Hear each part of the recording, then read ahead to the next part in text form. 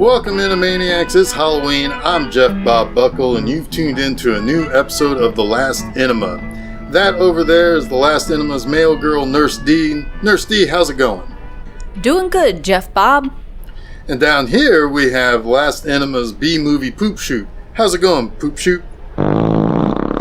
Fartzilla, fartzilla, fartzilla.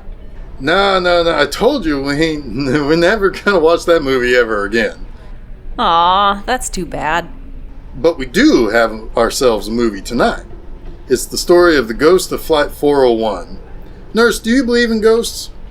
I guess. I mean, where else do you go if you die? Now, Nurse D is there to answer your comments and posts and messages from MySpace, Klube, Vine, Shitblaster, Google Buzz, Bebo, and Yik Yak. Now, only one of those is not real, and it's exactly the one you think it is. Yik Yak. It's probably Yik Yak. Now, speaking of ghosts, Nurse D. Were we really speaking of ghosts? All you did was ask me if I believed in them. Well, I was getting to the point here. Sure you were. Hey, ever watch one of them ghost hunting shows? All the time. It's my favorite thing to do during October. Really? Yeah, why not? Because they're stupid, that's why. I mean, all these shows have some hot guy who looks like he peaked in high school wearing t-shirts either 2 sizes too big or 2 sizes too small, or walking around with a camera in dark places in the middle of the night. Hell, I could do that. But do you find any ghosts? Well, I can find just as many ghosts as they do, which is none. They always roll up with about $20 worth of fake electronic equipment, and that has like those little meters and possibly just gauges that flicker and wobble on cue or whenever they move the thing from side to side. And then they always got to turn all the lights out. Why is that? Well, I'll tell you why. It's because everything looks spookier in night vision. It makes the shadows look sharper. It gives you just enough vision to think you might see something when there's nothing really there. And it makes the ghost hunter's eyes look creepy too. Exactly, it's a bunch of circus shit. Then, why do they always got to be somewhere in the middle of the night? They always get locked down at 3 a.m. Because that's the witching hour. But that's a bunch of bullshit too. The first use of the term the witching hour came about the latest 1775 in a poem by Reverend Matthew West called Night, an Ode. But it could have gone back as far back as the mid-1500s when the Catholic Church prohibited activities between 3 a.m. and 4 a.m. And that was specifically due to people being scared of witches in Europe. But people can't even agree on the time.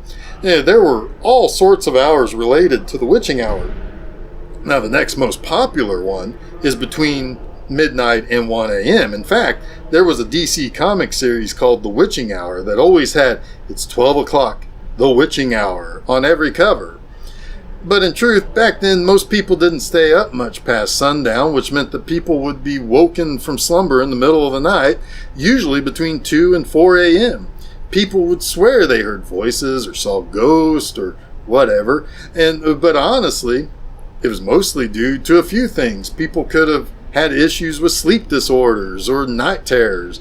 But more accurately, the amount of melatonin in people's bodies would be at its peak.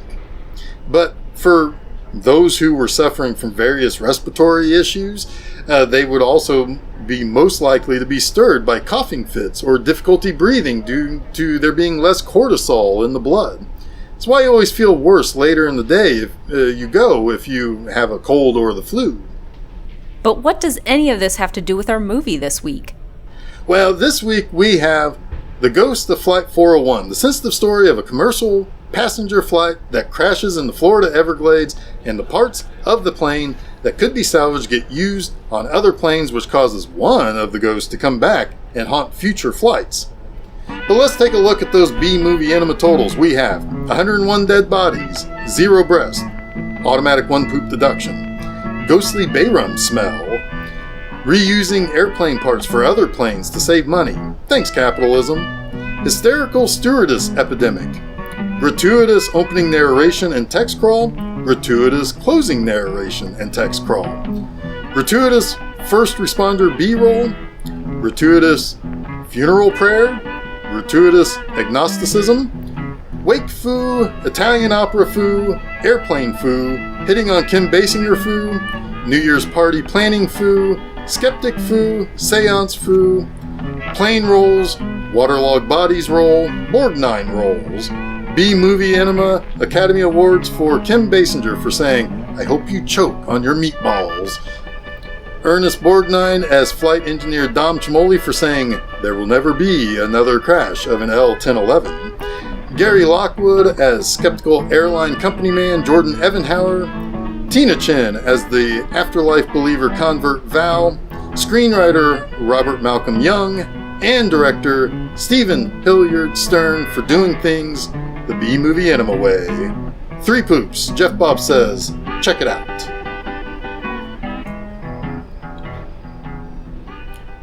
Nurse, do you like going on flights for vacations?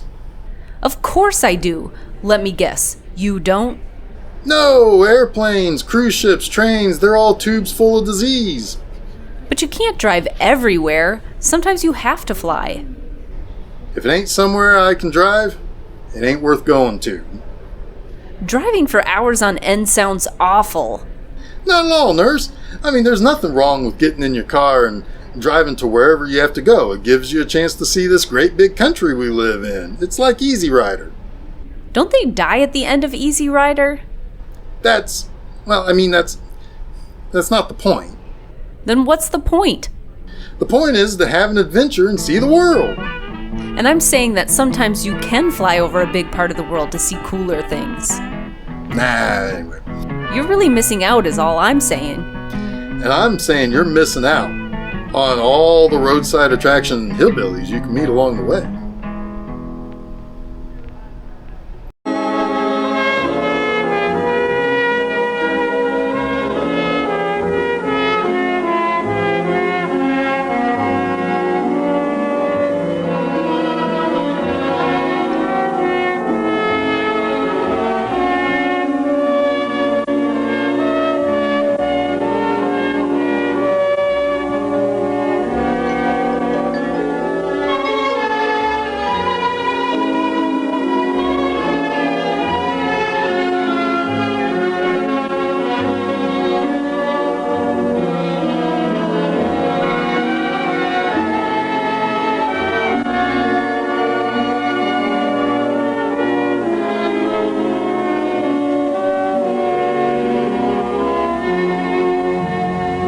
Last hours of December 29th, 1972, a jetliner with 163 passengers and 13 crew members crashed in the Everglades just outside of Miami.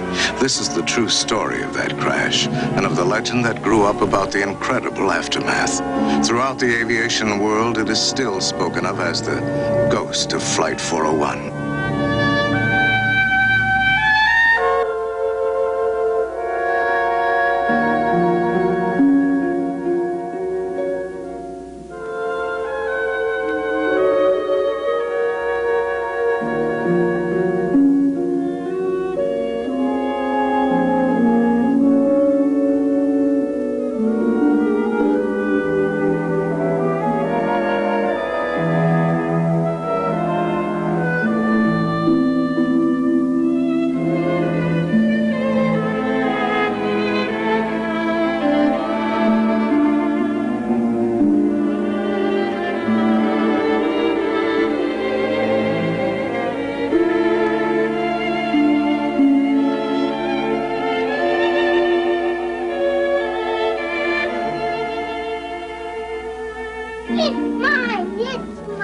What's mine? Mine, mine. Hey. Does this mean it's time to get up? This means it's time for one of us to get up. Oh, Follow your father. it's me. Follow your father. Where are you going? Where are you going? Come over here. Oh. Give me it. This is mine. This is mine. They're both mine. Yes, mine. Give me the Kids, rubber. would you follow your father? Get off of there with your crap. What's the run? Be off and back, honey. You shouldn't have traded off. What'd you say? You shouldn't have I traded. can't hear you for the water.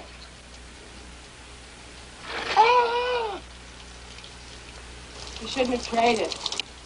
Honey, it's almost New Year's Eve, and you're letting out all my steam.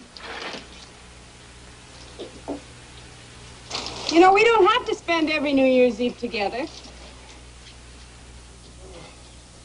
What'd you say, honey? I have bad feelings, Dom. It's all that eggnog last night. I didn't have any eggnog last night. Oh? Then how come you were asleep at 10? Boredom.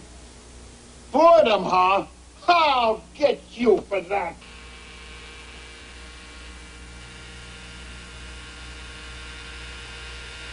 There you are. Oh, boy. Thank you. Oh, boy. Huh? Now that I got my heart started again. Dom, don't go today. Hmm? Call in sick. We'll go to the beach or take in a movie. Why? I don't know. I don't want to be alone today. Alone? Huh. With those monsters? Ooh. Why don't you ever use the nice smelling stuff that I bought you? I did once, but a passenger tried to pick me up. Well, that's very flattering. No, because it was a guy. No, thanks. I'm going to stick with my bay rum. Ooh.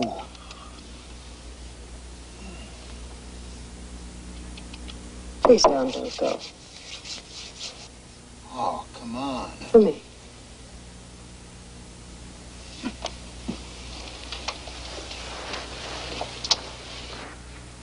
Sweetheart.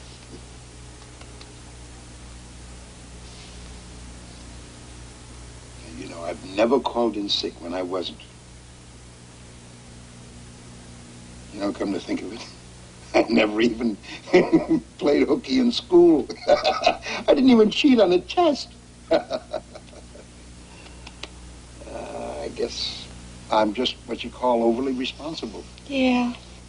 That's the way I'm made, honey. Yeah. What about your wife? Did you ever cheat on your wife? Well, I just said I was responsible, not a fanatic. Oh. Ow! Ooh, you.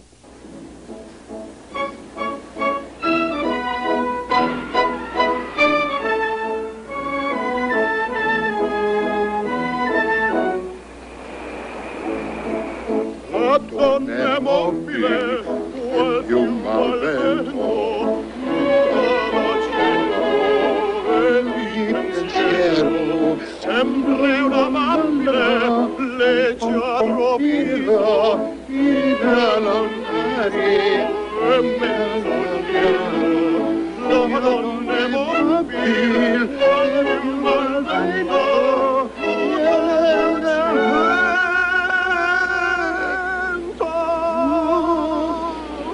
il pensiero il pensiero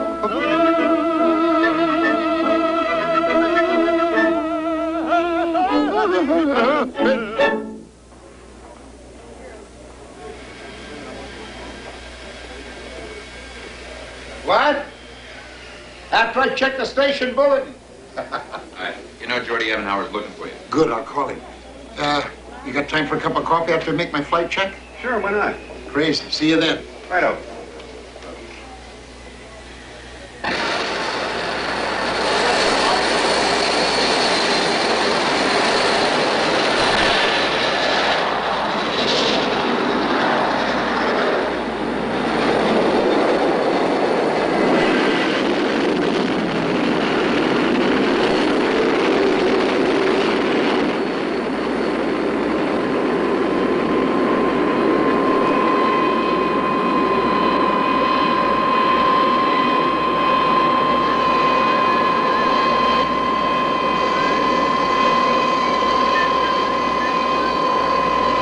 Mr. Ebenhauer, please.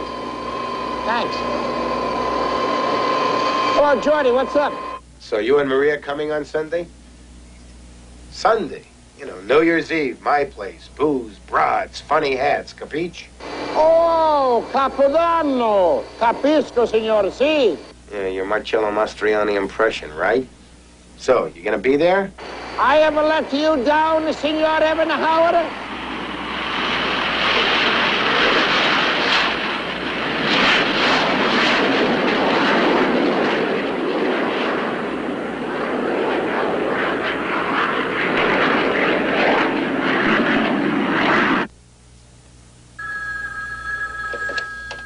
Have an hour. The ex-stewardess in me needs to know what to bring New Year's Eve. Your old man and a good appetite. Okay. Hey, Jordy, your turnaround is 9 o'clock, isn't it? I think I can verify that for you, lady. Hey, is that the kid? I don't see him enough. Well, you can babysit anytime you want to. Yeah, I'm friendly, not a masochist. Hey, here we go. He's due in at 11:32, if he doesn't have a date. Jordy, why don't you just go fly a kite? Bye.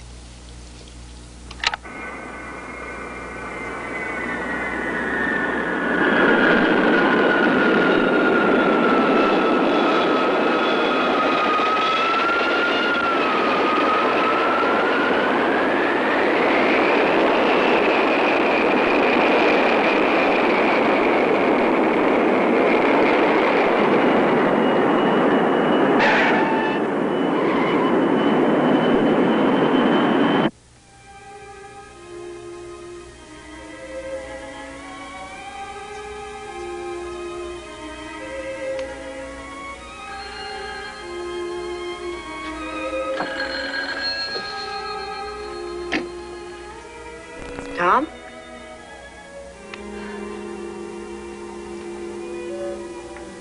What? Yeah, it's one of those sheepskin coats, you know, with the suede and the fur. I can get about $200 off if you want one. What would I do with a sheepskin coat in Miami? I know, but look, we've been married for 9 years and you don't have a fur coat yet. Tom, I don't know how to break this to you, but sheepskin isn't exactly the same thing as fur. But it's a bargain, honey. I love you for thinking about me, but really, we could use the money for something we need. Really, we can. Okay. Thank you. Are you coming right home? Yep, about 1 o'clock. Now, don't you wait up. Yes, I will. Tom? Yeah? I love you. I love you, too. Bye.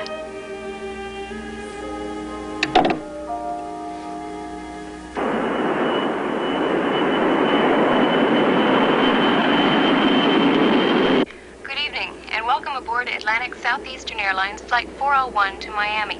Now I'd like to direct your attention to the stewardesses in the aisles who will demonstrate the safety procedure on board our new L-1011.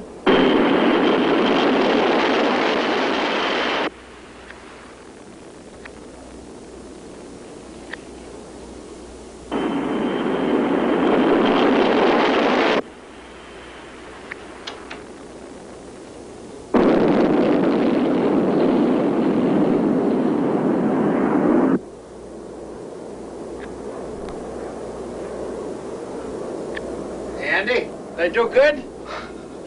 Hey, Dom, I'm not troubleshooting this flight. This is strictly unofficial. I'm deadheading back. Escrow's closing on a new house my wife and I bought, so I gotta get back. Where, Miami? Yeah, company's had me in New York all week. Here you go. I think this is the one you wanted. Excuse me, did you get the magazine?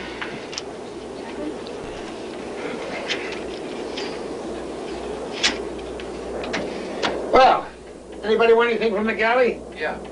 I'll take Prissy. Oh. I'll come back to you guys. How about dinner? I'll have the chicken, and my wife will have the beef. All right. Hey, lots of no shows.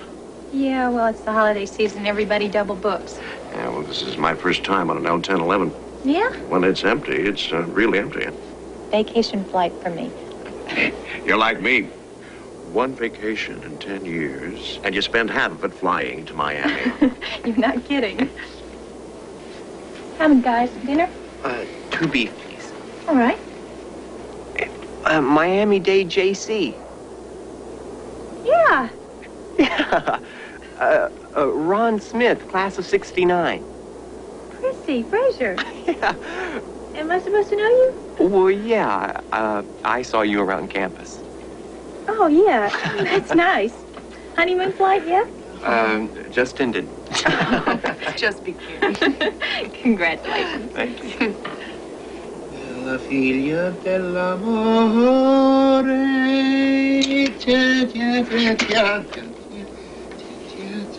Ah, gonna get fat, buddy. Hey, I won't tell anybody if you don't. You want a bite? No, thank you. Airlines don't like 200-pound stewardesses. And, when was the last time you saw your knees? Hey, you gotta show a little respect, you know. See you later. Yep. Hope you choke on your meatballs.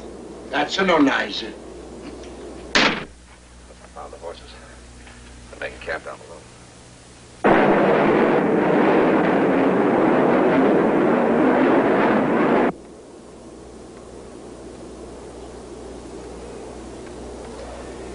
Hey, Bert, you've been to Italy?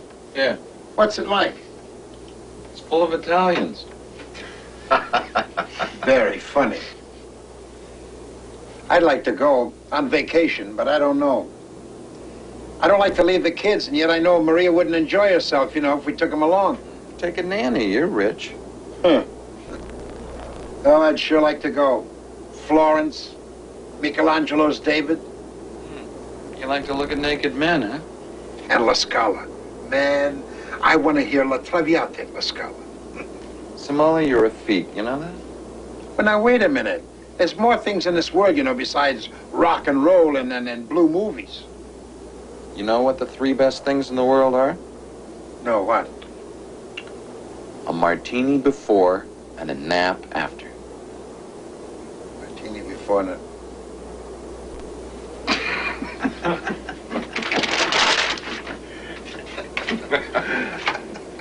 Welcome to Miami, ladies and gentlemen. The temperature's in the low 70s and it's beautiful out there tonight. Sure beats that 28 degrees we left behind us in New York. We're in our approach pattern now, and we should be getting into the terminal pretty close to our scheduled arrival time. On behalf of those 10 lovely and capable stewardesses and our crew, thank you for flying Atlantic Southeastern. And, you all come back now, yeah?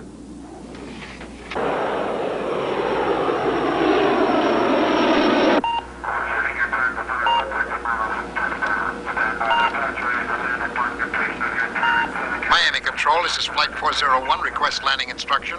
Atlantic Southeastern 401, Miami approach, ident. Turn left, heading 1003 from the marker. You're cleared, final approach, runway 9 left, Miami. Tower 118.3 at the marker. Roger. Good morning. Good morning. I got 11:30 p.m. Holiday traffic, they're overworked. Just as long as he knows up from down. Miami Tower, this is Atlantic Southeastern 401. Just turned on final. Go ahead, Bert. Put the wheels down.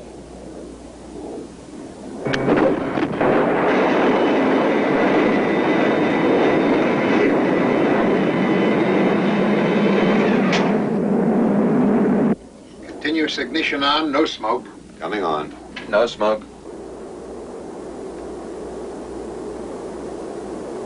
Brake system, Okay. hydraulic panels checked. 35, 33. Engine cross bleeds are open. Whoops. No nose gear. I gotta raise it back up. Damn. Pull it up, Bert.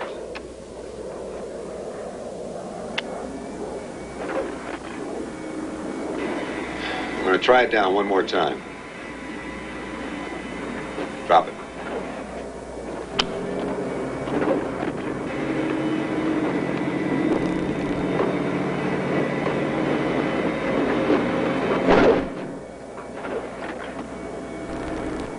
Still no nose gear. We're at 1,500 feet, sir. All correct. Want to tell him we'll pull up and go around for a while? Miami Tower, this is Atlantic Southeastern 401. We're going to have to circle. We haven't got a nose gear light.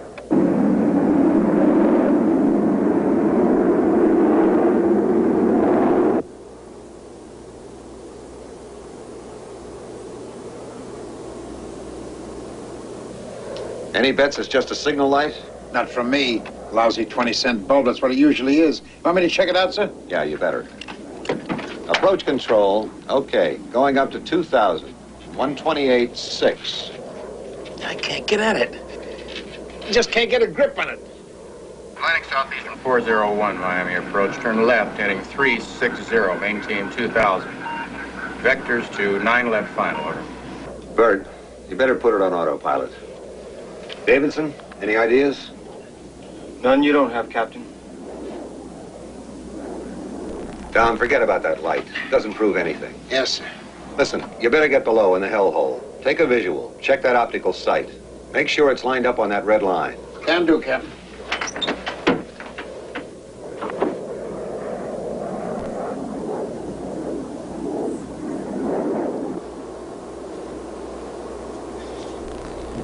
Boy, the guy that christened these electronic bays hellholes were right.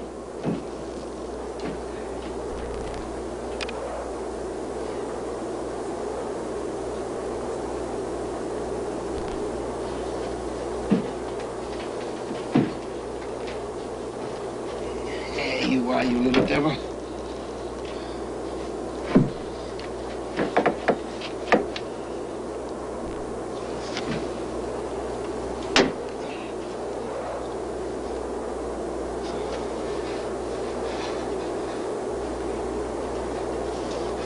Where are you?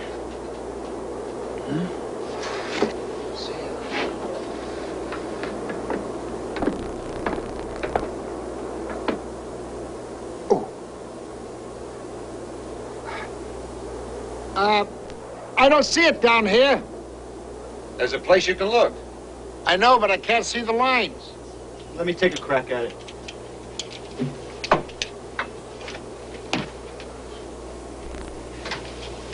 Let's see if we can get this thing out.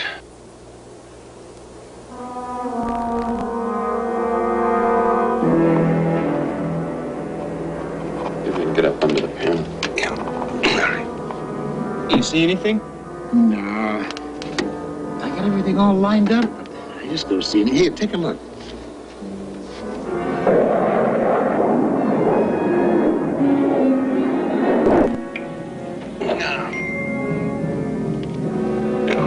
See if we can put some pressure on that. Wait a second, let me see if I get it.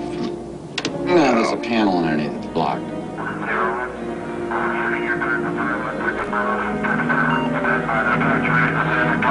Okay, National 611, you're clear to descend. Over. I thought 401 was assigned 2,000 feet. Hey, Chief, I got 6 coming in. 401 is at 900 feet. ASA 401, this is approach control. How you doing out there? Okay. We'd like to hold our position for a few minutes more. Roger, ASA 401, this is approach control. Turn left, 180.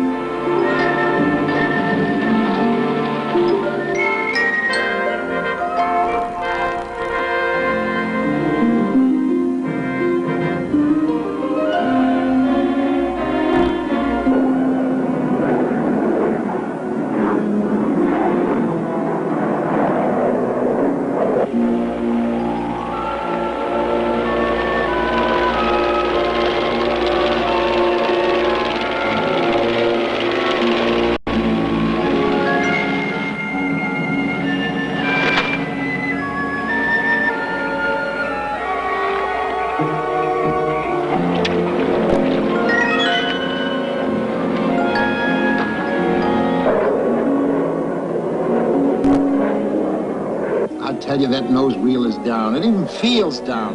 Yeah, usually just the bulb.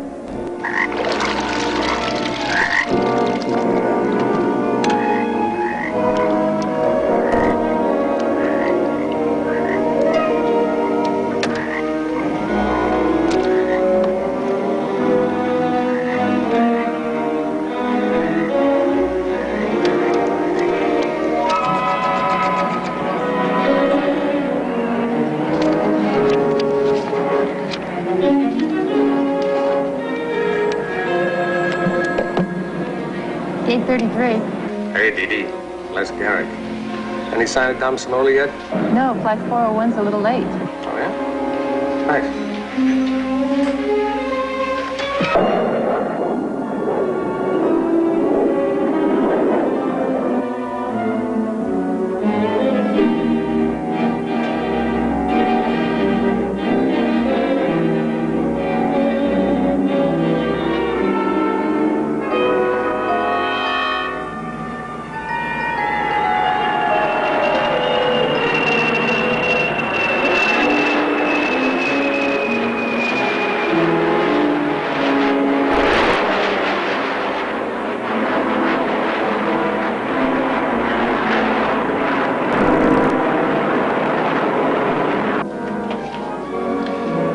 Altitude? 2,000 feet, right?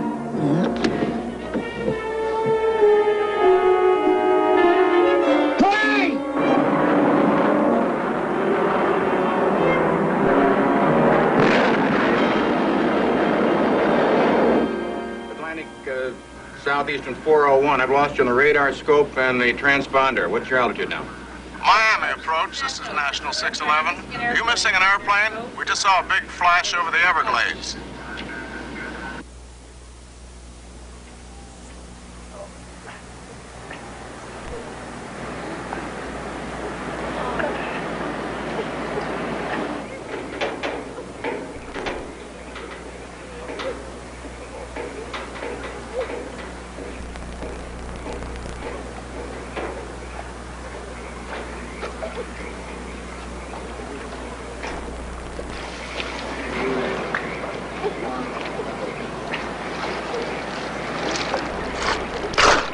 Larry?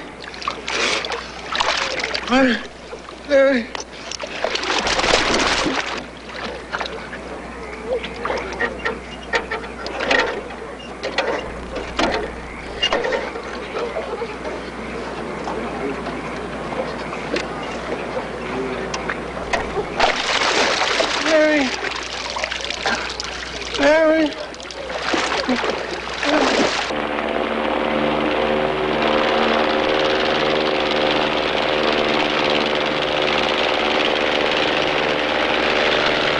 Roger, Coast Guard. This is Miami approach. We've lost Atlantic Southeastern's Flight 401 from the radar scope.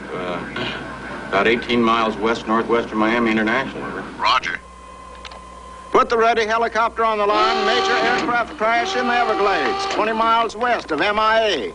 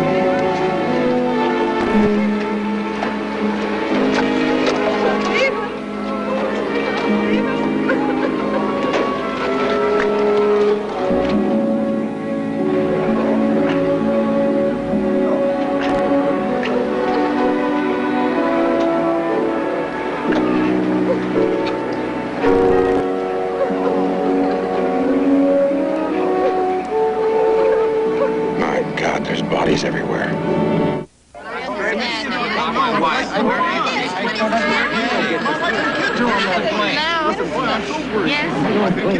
Yes, thank you. I have just been advised that Flight 401 is still in a holding pattern. No, if they're still up there, there's nothing else that we can do. Hi, Les. 401 is down, Dee. It crashed in the Everglades. Oh, dear God. You'll need some help, so I'll stick around. Ladies and gentlemen, may we have your attention, please? We regret to advise you that ASA Flight 401 has crashed. We will announce the names and locations of survivors as they are received.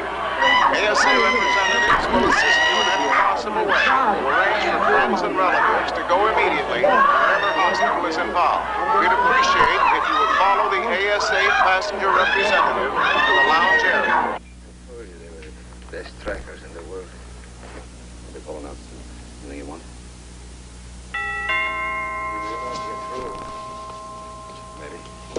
Good evening, Doctor. Hi.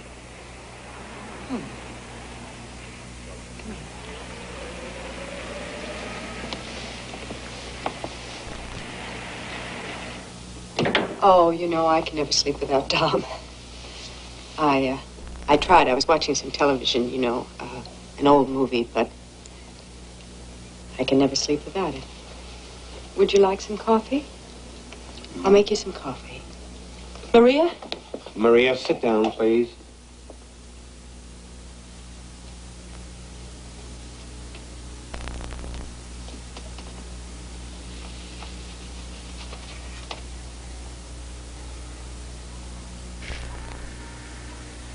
The plane went down. Maria? I know there are survivors. I don't know how many or I didn't where, want him to go. I know, and I didn't want anyone else to tell you. That's why I... Oh! Maria, I've got to go back to the office. Val is going to stay here with you. And I've just got to go. Now, Val, honey, look, I'll call you and let you know where and when and how and... Oh! Maria, there are survivors. Okay, I'll call.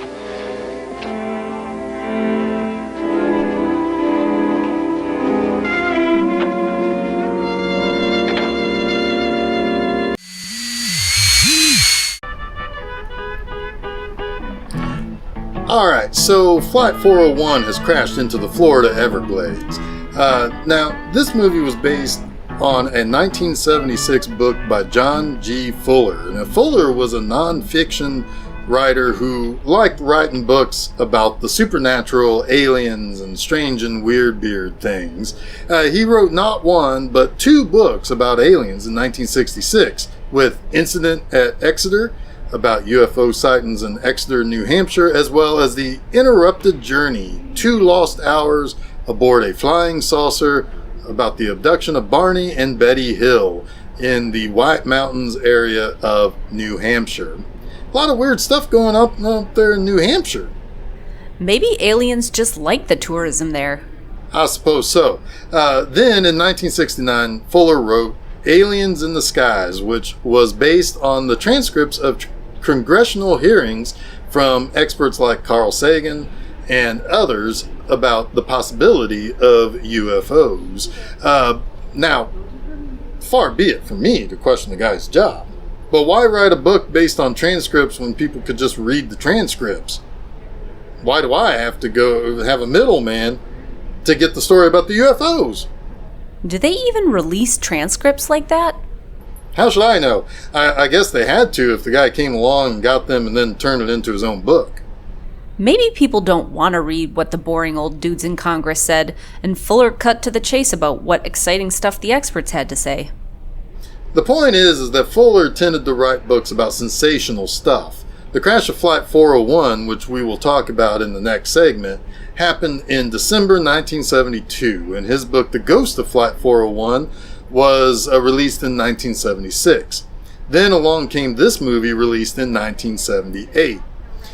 There are quite a few recognizable names in this movie. The top billed guy is Ernest Borgnine.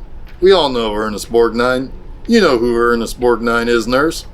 Cabby from Escape from New York. Exactly. He had a 60-year career, which ended pretty much when he died at the age of 95. He had over 200 credits. I knew him from The Black Hole, the Disney sci-fi flick to cash in on Star Wars. His best-known role was as the title character Marty, which earned him the 1955 Academy Award for Best Actor. He's playing Dom Chamoli, the flight engineer on this flight. Playing Captain Loft is Russell Johnson, who is really only ever remembered for being the professor on Gilligan's Island, even though he had a ton of other credits. Yeah, why doesn't anyone remember him for being Professor Benson in The Great Skycopter Rescue? Definitely a mystery, if you ask me, nurse. The third member of this crew is the first officer, played by Howard Hesseman.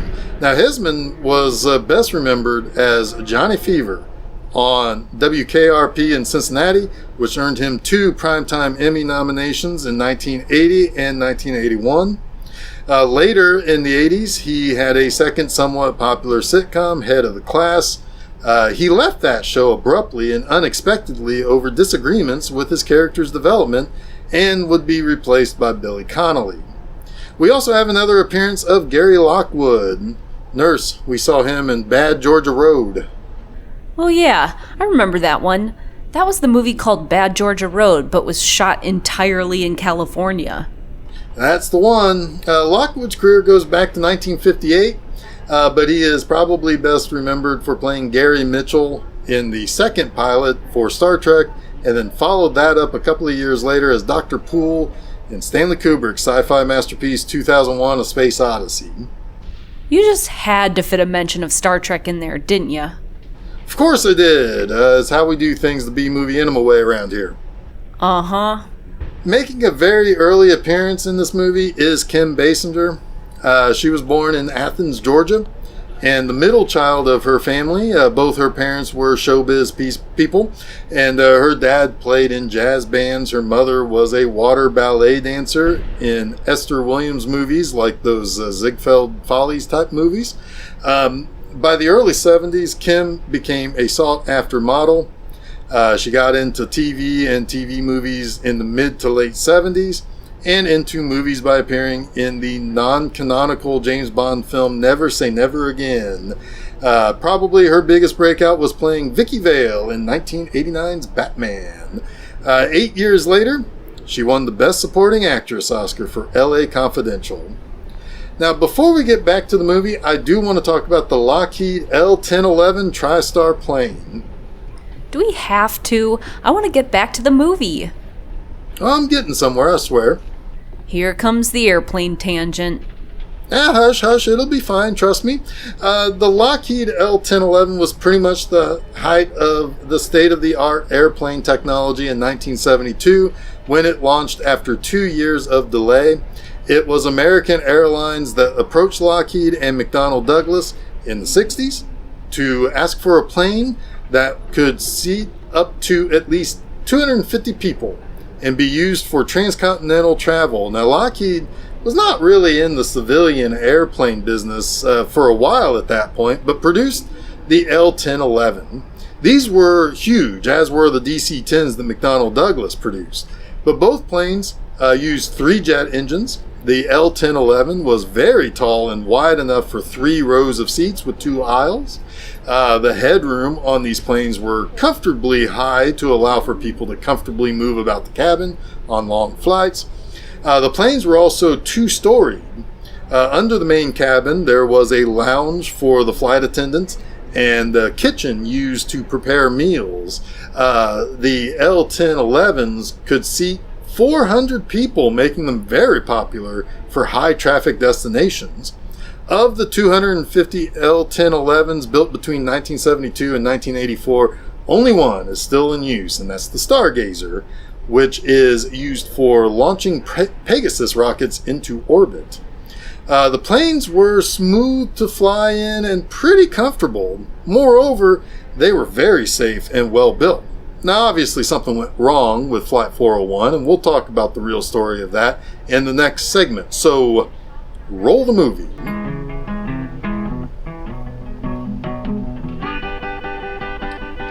Now, Kim Basinger's nickname has always been Chelsea. Now, how does that work? Her name was Camilla Ann Basinger.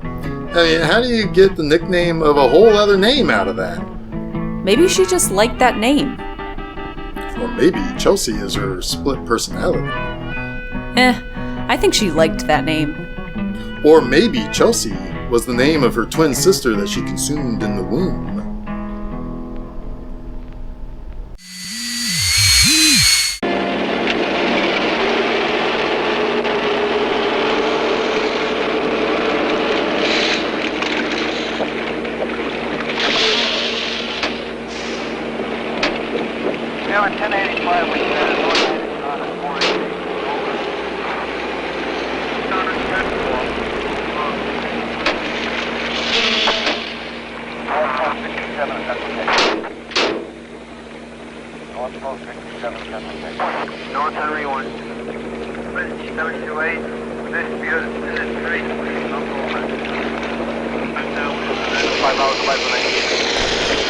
Charlie 1. Northwest 405, US 61 prepared. At 10-4, 48 Charlie, take Mohegan and 180.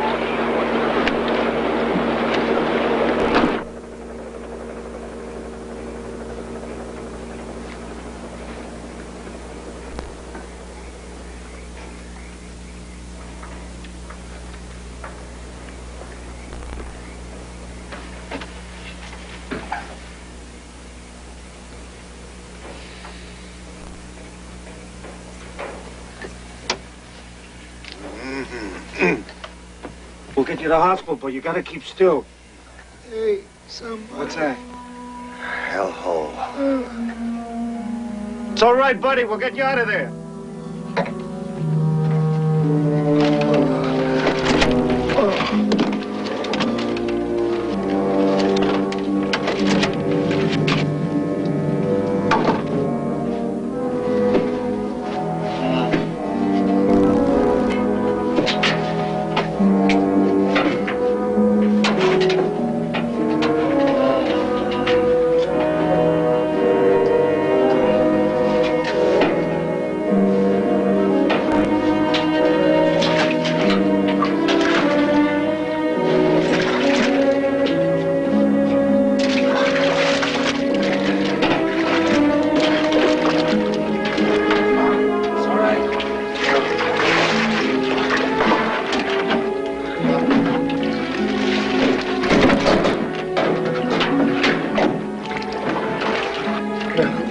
Crash. It's all right. Crash. Yep, it's all right.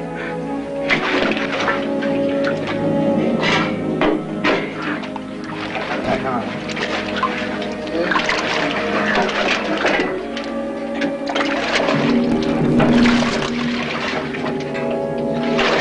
Hey, guys, give us some help down here.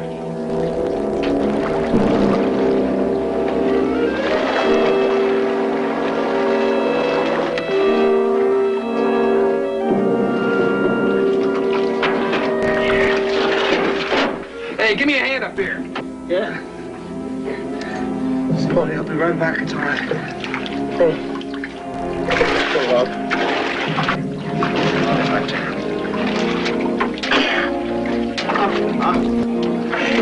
Come on, that's it. That's it. That's it. Easy, come on. Easy. Easy.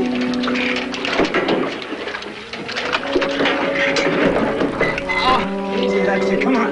Just a little bit. Get him out. Come on. Just a little more. Just a little more. Okay, come on. All right, grab him. Get him.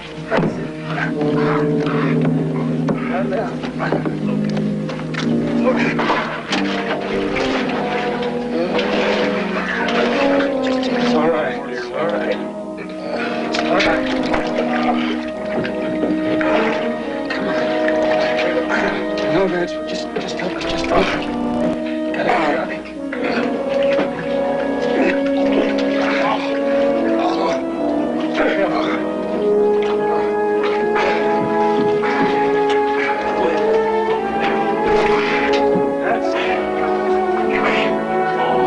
By the belt, guys.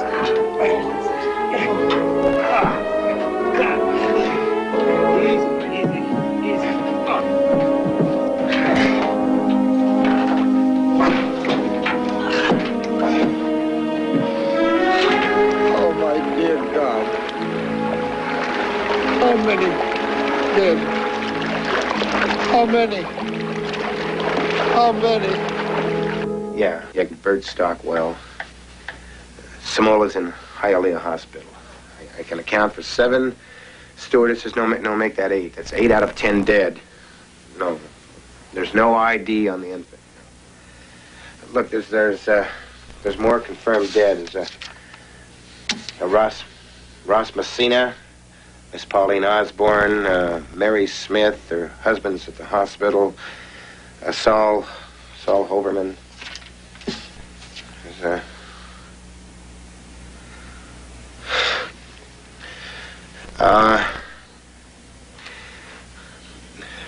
a Pat Gissels and a Stephanie Stanich, both confirmed dead.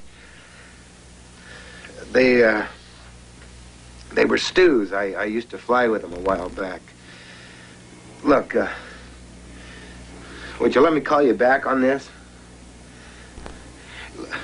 Look, you have no idea what's going on here. I mean, we have God knows how many more dead still buried in a foot of mud. The morgue can't handle what's already in. Well, just give me a minute!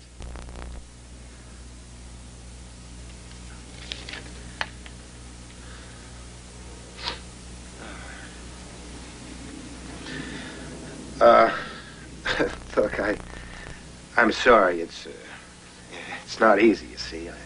Okay? All right, yeah, Mr. and Mrs. Edgar Willows, Mr. Gail Jones, Dr. Stanley Perlman, John Fellman.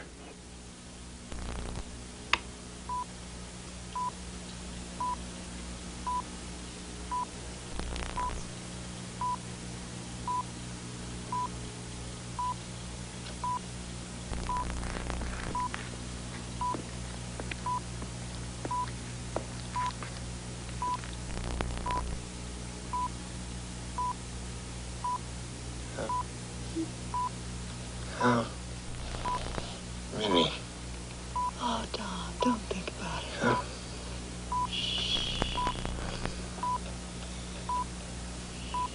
people? Bert.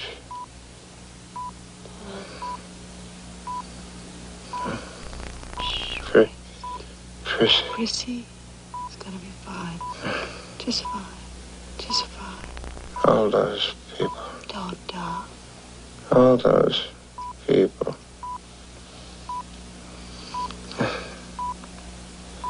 Warning, chime. Warning, chime. Only on my side. Tom, please. If I Shh, rest yourself. been in cabin, I would have heard. I thought, see our kids grow. Yes, you will. Yes, you will. Grow. Yes, you will. Ellen, I love them. Love them. I love you, Tom. I love you, Tom. love you. Love you. Tom. Rest. Be fine.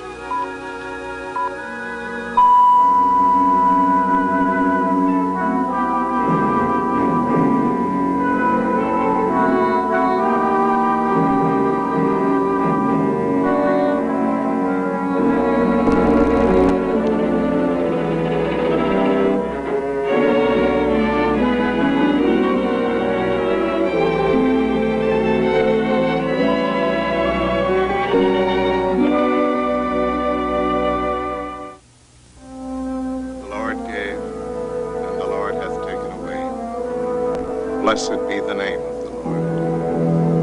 O Lord, our Heavenly Father, support, strengthen, and comfort the bereaved who has been stricken with sorrow and grief. As we humbly give thanks for the goodness of these wonders which thou hast bestowed upon us, and the years of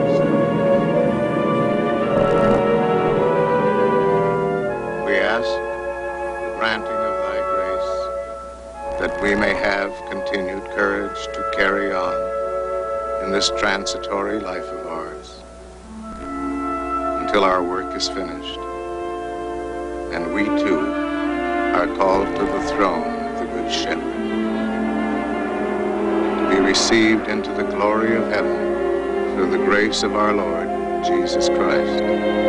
Amen.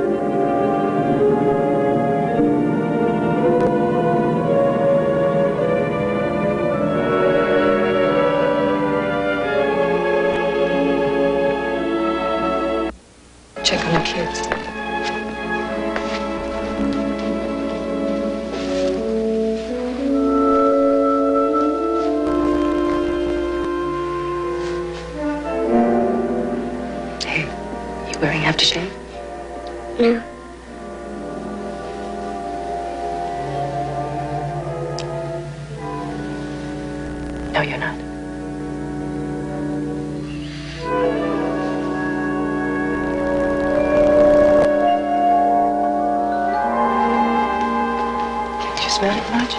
Yes.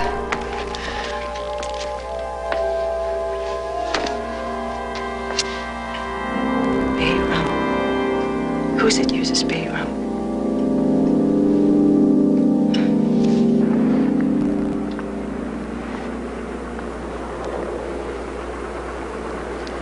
Chrissy. Jordy, how you doing? Good, how are you? Fine. Can I borrow your bicycle tomorrow? Huh? Sure. Well, how you gonna, with the, The cast comes off tomorrow. Okay. It's a bad time, isn't it? Got to get these legs in shape. Well, from the looks of the other one, you're doing fine. Jordy. This is, the place, right? Yeah, right. That's where all the parts are stored. The FAA has signed a release so we can use some of the parts in other planes. I'd like to go in there with you. You ready for that? Look, Jordy, when I woke up in the hospital, I just thought, I'll never fly again. Never. All I could think about was just the crash and the people, and I said never again. And? No, now. I want to. I want to go back. As soon as my cast is off, I want to go back. So I want to go in there. I want to see it. How about it? Okay? Okay, come on.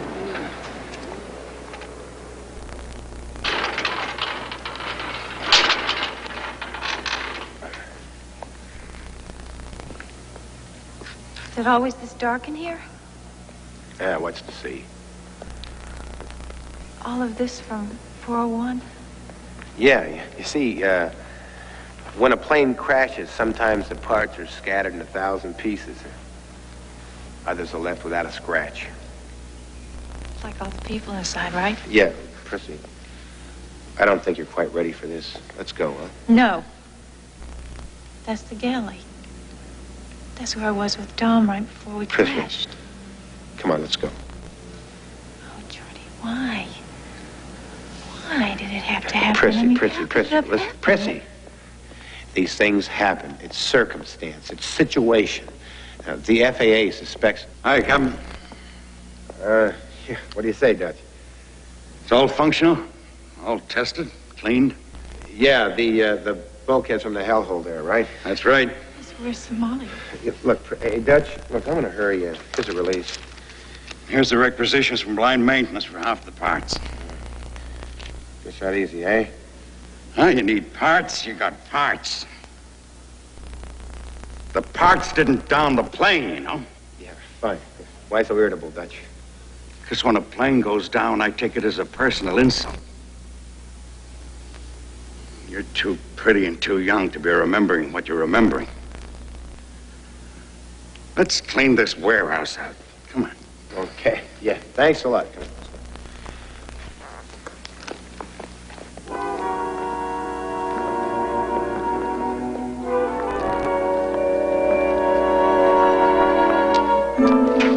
What is this? Everybody in this airline switched to bay rum? Been smelling it for weeks.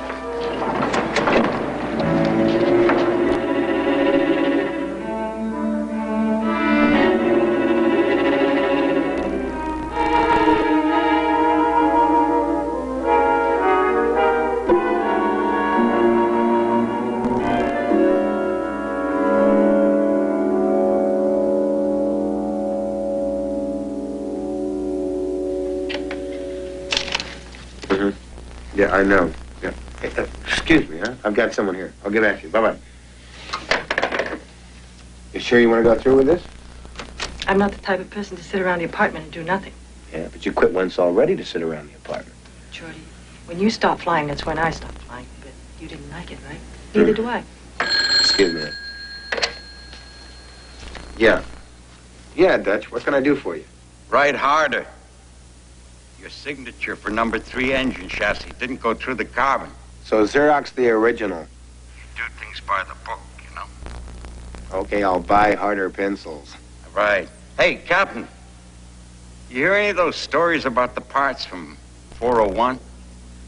Now, what stories? Never mind, Captain. They're just stories. Just stories. Okay. See you later. Right.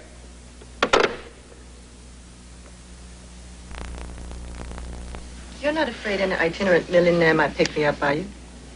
Haven't they already in the past? Huh? A few. At least they claim to be millionaires. And? Money can't buy everything, Jordy. Yeah? Like what? Poverty. All right, come on, I've got work to do. On your feet. Give us a kiss, huh? Bye-bye. Bye-bye.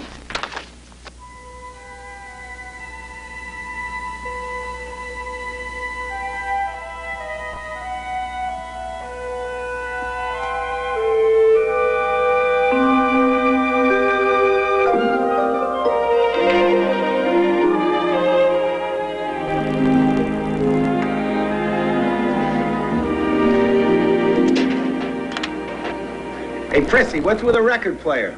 I don't know. I keep pressing all the wrong gizmos on this thing. Oh, Prissy, I'll help you find the right gizmo. And you, lover boy, you were supposed to bring, what's her name with a great big, Aurelia May. Hands, yeah. Well, I was going to bring her, but she's just a little too crazy. Because she's dating you? No, that's not crazy, just bad taste. No, crazy really. I mean, she swears she saw Dom's ghost. I mean, she swears she saw it. Swears it was Dom. Goodbye, Aurelia May. Where'd she see Dom's ghost? You know, Aurelia May is from Muscle Shoals, Alabama. She had a very deprived childhood. Bill, where'd she see Dom's ghost? Oh, on the plane. In first class. I mean, he's got style. Yeah. What was he doing? Whatever ghosts do. Haunt, I guess. He was haunting. Look, you guys. Marge Elder saw him, too. Last week on Flight 201. Terrific. Now we've got an epidemic of hysterical stewardesses. That's a chauvinistic statement if I ever heard one. I'm a chauvinist. Any more? Dory Klein and Mary Long. You know about this? Why don't you tell me? I'm not the company snitch. And since when are you a chauvinist? Listen, Val, you could have talked... Wait a second.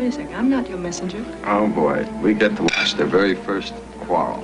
Hey, come on, I mean it. We can't have this kind of hysterical... Is this ghost only seen on Atlantic Southeastern Airlines? Right. Terrific. They own the airlines with a resident ghost. I mean, we couldn't get a worse rumor going if we hired kamikaze pilots. I thought we did. Hey, now, listen. All of you guys, you've got to stop these kind of rumors before the brass hears about it. Because we can go and talk to the stews and tell them to shut up? I hate to puncture your masculine pride, but some of these rumors come from cockpit crews.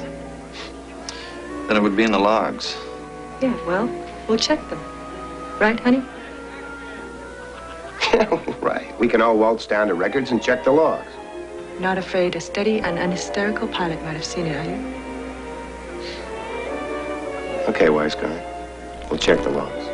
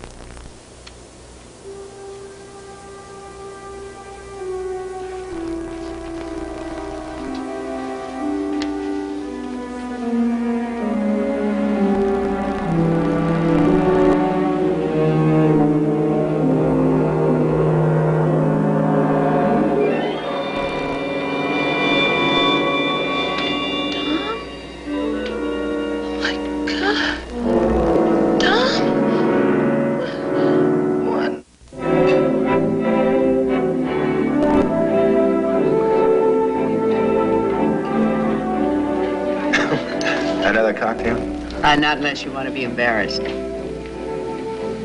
Jordy, how's the man behind the desk? You too, huh? I'm beginning to think I'm the company joke. Better than being the company ghost. Okay. Yes, I heard. And thank you for taking me to dinner to break the news gently. But I've heard from 3 different people. I'm sorry, Maria. What are you going to do about the stories? Ignore them? Ignore them, are you? Well, just downplay them, try to stop them. No, what you're doing is protecting me and my kids, and I love you for it. I have to tell you something. And I don't know what it means, and I don't expect you to believe me, but at night when I turn off the light, I feel him beside me. And it's warm and wonderful. And Jordan, I can finally sleep again. What are you trying to tell me, Maria? That Dom isn't dead or that his ghost stalks Miami? I'm telling you about a feeling that I'm having, and I am suggesting that perhaps you open your mind a little bit. All right. What am I trying to say? Tom wasn't a kid when we got married, right? He was very nervous about making that kind of commitment to me and to a family because of his age. But he did it, and we had the children, and thank God for it. And then he died. And his final words were about his children and his family and not being there for us. And now, by some miracle, I feel his presence, like he's with us, seeing us through the bad times. I don't know how to explain it. It's a feeling.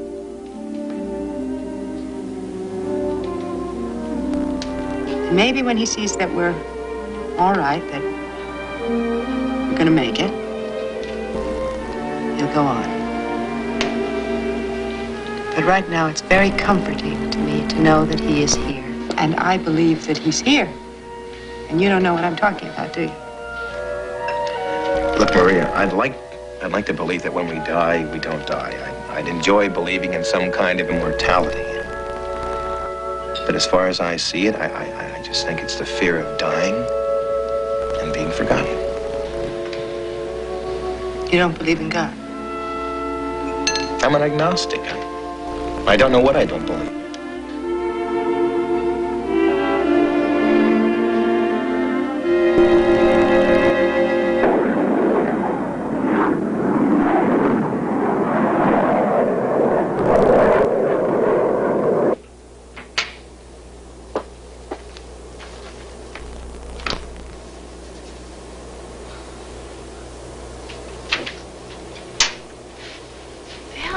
Freezing in here. I know. Maybe there's a pressure leak. Oh, it feels so weird. The temperature says 72 degrees. Oh, it couldn't be. I mean, it must be broken. I'll go up and report.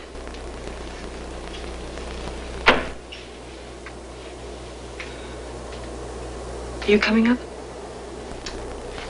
Yeah, better.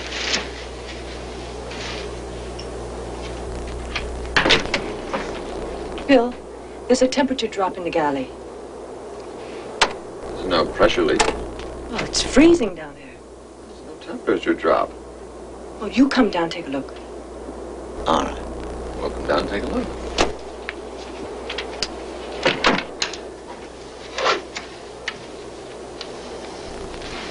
Well? I didn't imagine it. Yeah. Oh, okay. It's fine now. Yeah? It's fine now. Mm.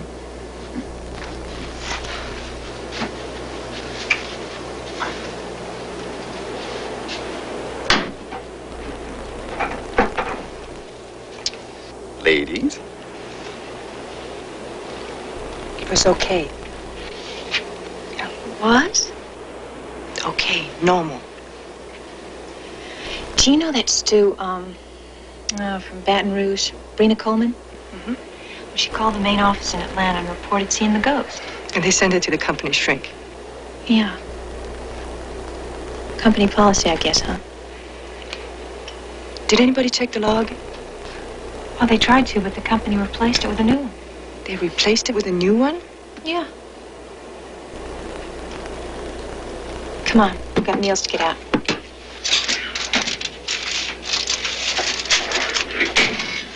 I'm gonna take these up. Look it up.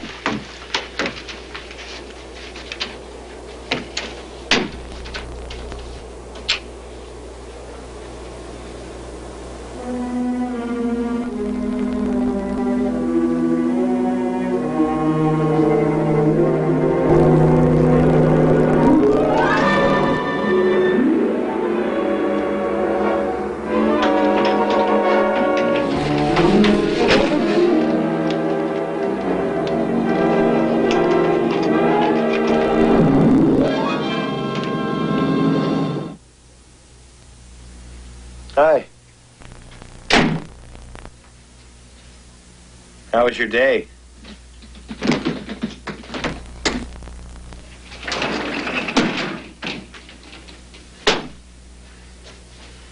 Just mean you're angry? You got notice, huh? Where are my red sandals? I don't have them on us. They're too narrow for me. Oh, come on, Val. I couldn't have it. It was in the log. You put it there. There was no way I could take it out. You could have defended me against those idiots, you know. You could have told them I'm not in the habit of hallucinating. You could have said that I was only reporting what another stewardess saw. You could have gone higher up. You could have threatened to quit. You could have done something. Honey, it's not me. Look, half the top floor is ready to can the other half. They've ignored this thing as long as they can, and now they're just going to roll heads. Mine being first, right? Thank you very much, Mr. Ebenhauer. Look, I told them that Prissy saw it. You only reported it. And? And they said you put it in the log. So I am out of a job, and you are out of a roommate. Look, all you and Prissy have to do is see a shrink. I can't stand people with sweet toothpaste on the bottom. Well, like I said, the important thing is for Prissy to see a shrink, and she will not do so if you don't. And you put both your socks on first, then your shoes. Now the right foot, then the left. Come on. Look, did you ever stop to think that it might be of some great benefit if Prissy were to see a shrink, huh? Listen, just maybe, huh? Just maybe, she might need professional help, huh? Come on. Be a friend, hmm? You're shabby, you know. Anyway. Hmm? You think all you have to do is put your body next to mine? Hmm? Mm-hmm. You macho, narcissistic, chauvinist oppressor. Mm-hmm.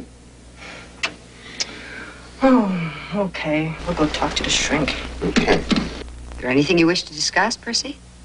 Anything on your mind? No, I was asked to come here. Yes, I know. They think I'm crazy or something. Do you? I know what I saw. Tell me about yourself. Why? Do you want me to help you? Look, I never said I needed help. I was asked to come here. Prissy, you say you saw the vision of a man who died in a plane crash. A plane crash from which you yourself narrowly escaped death. I'm sorry I said anything about seeing Dom Somali. None of this would be happening. Prissy, I want to believe you saw what you say you saw. But I need some help.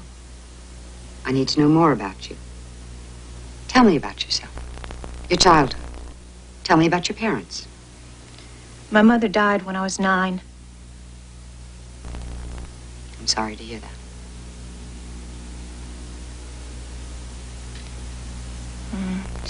She'd been sick for a couple of years. Leukemia. I remember the night she died, all the nurses were crying, and even the doctors were crying. I never knew doctors cried. Do you think of her often? Oh, yes. I feel she's close to me. You know, I know this sounds crazy, but I always feel like she's watching over me. It's a beautiful feeling to have. I remember a year after she died, my father put me in the summer camp. And one night I woke up, and she was standing there, smiling at me. And she said, I'll take care of you. Like you saw Somali? Yes. Maybe I saw my mother that night because I was alone, and I was lonely, and I needed her to be near me. The same as the night on the L-1011. Maybe. Because ever since then, I haven't been afraid on the L-1011. I mean, everything's been fine. It's as if he came back to tell us that everything was going to be okay. You know, that it never happened again. Somali was well liked. Just like Mama. I mean, it's so weird. Prissy, I'm going to recommend to your employers that they put you back on duty immediately. Thank you. And so, in the aftermath of the crash of Flight 401, people are dealing with their trauma, and also starting to smell the ghostly scent of Don Chimoli's Bayroom aftershave, and getting chills in the plane's kitchen area. And soon, Dom appears on the reflective surface of the ovens in the kitchen. Nurse, what would you do if you saw a ghost on an airplane? Is it a scary ghost? Well, aren't all ghosts kind of scary? Not all of them. Some of them are friendly, like Casper. What if it was the ghost of Ernest Borgnine? We are often visited by the ghost of Cameron Mitchell, so... But this is specifically Ernest Borgnine, though. Well, that's a different story. I'd probably still try to make friends with him. He probably also had to deal with not getting enough peanuts or how much it costs to check a second bag. You know, airplane stuff. Well, why would a ghost have to check his bag? He would have ghost shirts and ghost pants. Duh. Well, I guess I can't argue with that. No, you can't. Alright, so let's talk about what happened on the night of December 29, 1972, with the flight that inspired the book that inspired this movie. While they changed the name of the airline and the crew operating it, in truth, this was Eastern Airlines Flight 401, which was operated as a scheduled flight between JFK Airport in Queens, New York, and Miami International Airport. The flight was scheduled to land a little bit before midnight that night. Now, the flight itself was pretty much as smooth as you could want for a flight, particularly one that would have taken off somewhere cold in the dead of winter. But everything was hunky-dory. The plane took off and flew with little to no issues whatsoever. The flight crew of this particular flight was Captain Bob Loft, who was a veteran pilot with nearly 30,000 flight hours. His first officer was Bert Stockstill, who actually had more flight hours with the L-1011 aircraft. And then there was the second officer, flight engineer Don Repo, who had over 15,000 flight hours as an engineer. And in the cockpit of this fateful night was a fourth guy, an Eastern Airlines technical officer, Angel Donadeo, who was also hitching a ride with this flight. And that happens from time to time to get crew members or other employees to a particular destination when they need to be at, for another flight or whatever. Now, the plane was even pretty much on time that night, but the problem happened just after 11:30 p.m. So Flight 401 was beginning its final approach into Miami, and during the process of landing, there are several things pilots and co-pilots would do. Most everything on this flight went off without a hitch, but there was one thing that didn't go normally.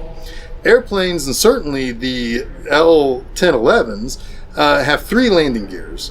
There are 2 under the wings and then 1 under where the cockpit is. Now, the gears are triggered by a trio of switches that you flip the switches, the gears come out and out of their compartments.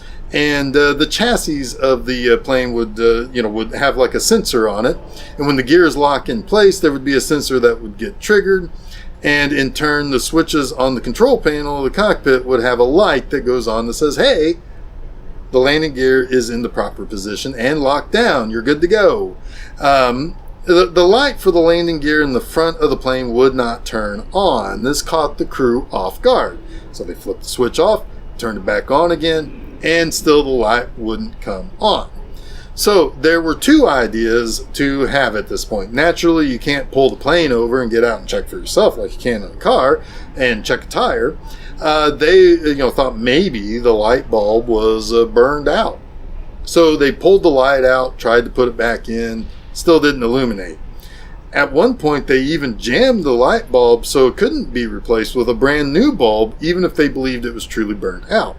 But next, Captain Loft sent engineer Repo into what is called the hell hole, which is a compartment under the cockpit where some more manual type mechanisms are kept. Now, Repo was meant to manually lower the landing gear. Even after attempting that, the light still would not turn on. So now they think they actually have a physical problem with the landing gear itself. That would be terrifying. How would you land a plane without one of the landing gears? Not well, nurse. This is where things get interesting. So while dealing with the landing gear issue, air traffic controllers at Miami International told them to back off their landing procedure and go into a holding pattern, which eventually took them out over the Everglades. Now, during this process, Loft and Stockstill put the altitude at 2,000 feet and then engaged the autopilot. Now, the autopilot doesn't work like it does in the movie Airplane. For one, it's not a balloon. For two, it can't get a blowjob from a stewardess. It works more similarly to a car's cruise control. In the case of an airplane, it holds the yoke, the control wheel in the cockpit, steady once a pilot's hands come off the yoke or they release pressure in their arms from it. Now, with cruise control, take your foot off the pedal and it will maintain the speed and correct it if you were to go up a hill or something to maintain that set speed. Autopilot, more officially called CWS or control wheel steering, only maintains as much of the straight path you are on and the altitude as best it can. But it was the CWS and the confusion in the cockpit around the landing gear light issue that would lead to this catastrophe.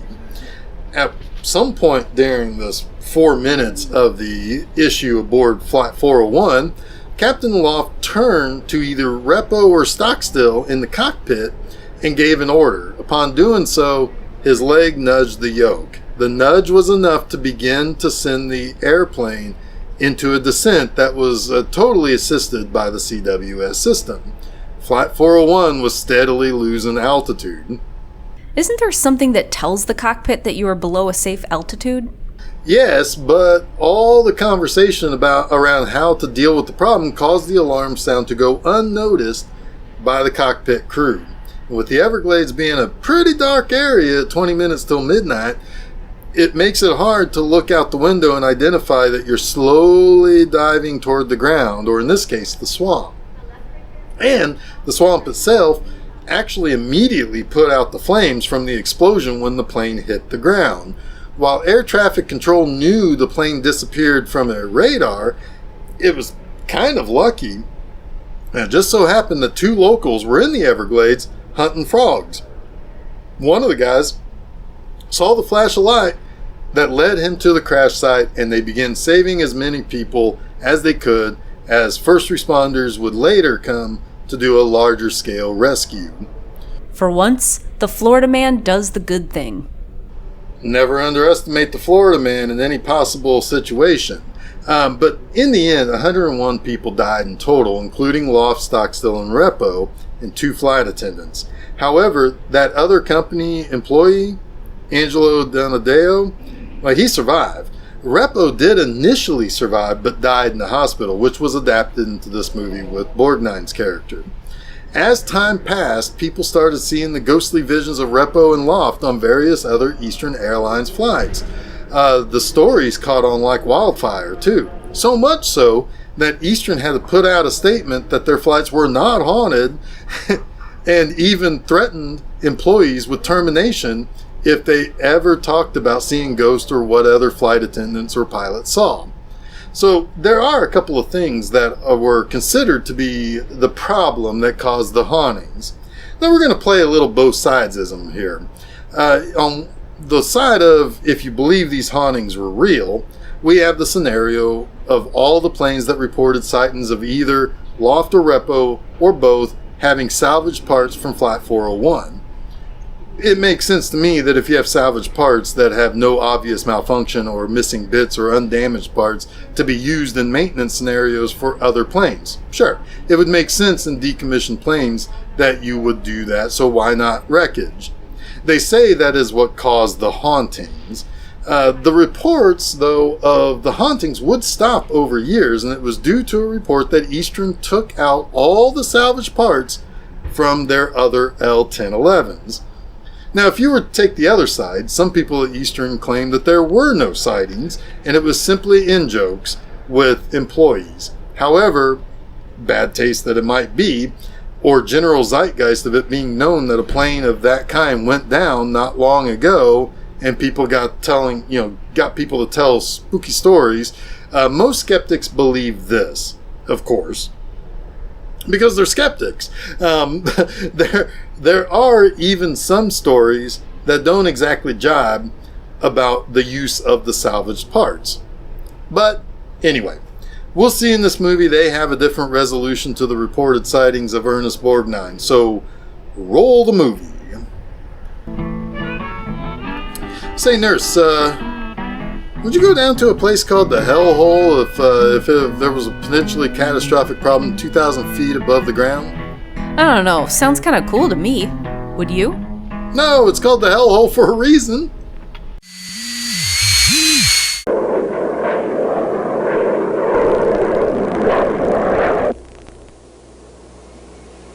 Captain Garrick. Hey, Cindy. Long time.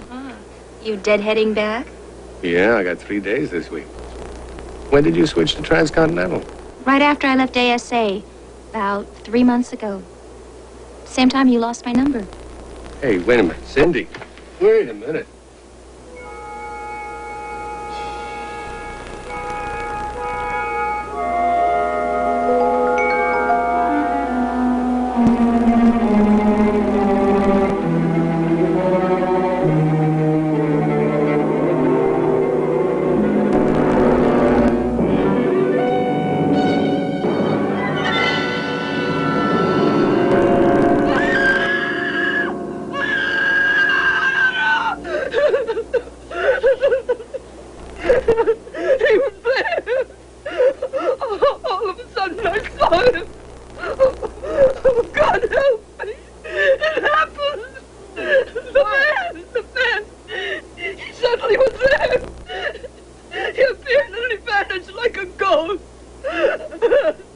Cindy, I want to talk to him. I don't know, Captain. Come on, you know what's been going on. That's ASA. This is Transcontinental. Please.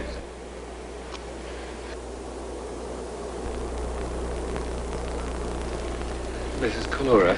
Yes? I'm Captain Garrick. I'm a pilot on another airline. Could I ask you just a few questions? What? The man, what you saw, it was a man? Yes. He was wearing a kind of uniform. A shirt, white shirt, black tie. Like a pilot's uniform? I think so. I was so troubled, I couldn't read it. I know. Let me show you a snapshot, please. Is one of these the man you saw? Yes, Which one?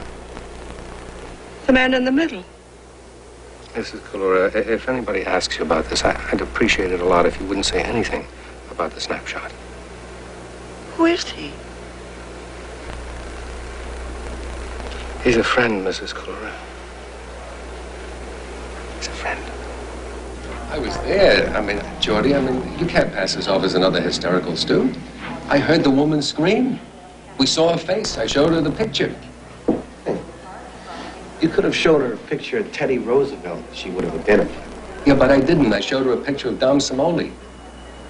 What do you want me to do, Les? Huh? Have ghost breakers in all the flights, or give out Wolfbane with earphones? Hey, how about feature in-flight seances with the movies? Hey, look, your sighting was on Transcontinental. At least the others have kept Simoli to his old airline. I know, and I haven't figured that out yet, but what I want to do is I want to look through the logs of all the flights where Dom was reported. No can do. Come on, you know where they are. You can get to them. Yeah, I can get fired. You want me to go to the press? You want me to go to the brass? You'll be flying from Baton Rouge to Shreveport the rest of your natural life. So now you're the perfect company man, huh? Yeah, nobody's perfect. You know, Jody used to care. Used to care about all of us. Now I don't think I know you anymore.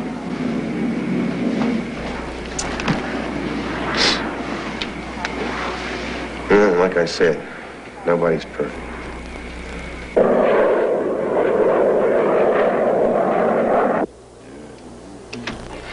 That's really wonderful, Les. Listen, there's nothing like good, healthy metatarsals. Oh, no, Thomas. He's my favorite Greek author.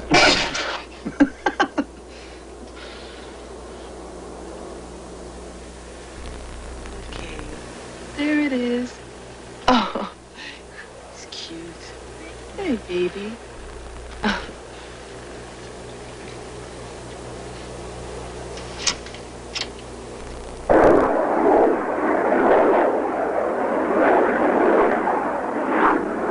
Ladies and gentlemen, this is your captain. We hope you're enjoying your flight aboard Atlantic Atlantic Southeastern Airlines, we certainly enjoy having you aboard. We will be arriving in Mexico City in about an hour. In fact, we may even be on time. And I'd like to remind those of you who are going to Mexico City for the first time, and those of you who are not going on to Acapulco with us, that Mexico City is 6,000 feet above sea level. The air is a little bit thinner there, so you may find that your pulse quickens with very little exertion. Take your time, get accustomed to the altitude, and enjoy your holiday or your business trip, or whatever it is that brings you from New York to Mexico. Thank you.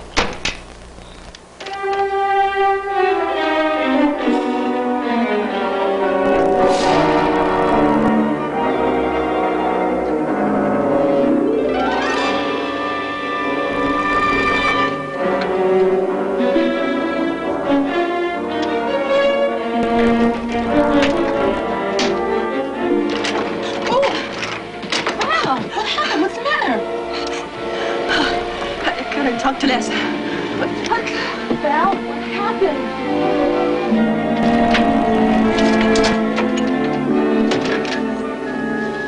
I saw him, Les. What? Where? In the alley. He looked real. I'll go. Wait a minute. Val, I want to put it in the log, okay? Okay. You know what? I know. Okay, Bill, go take it.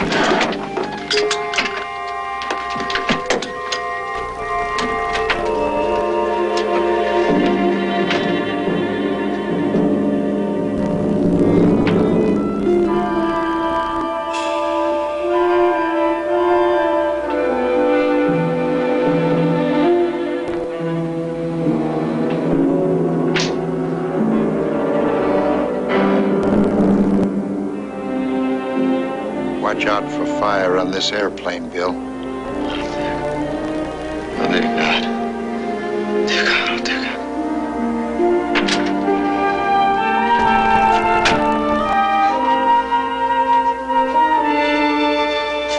Well?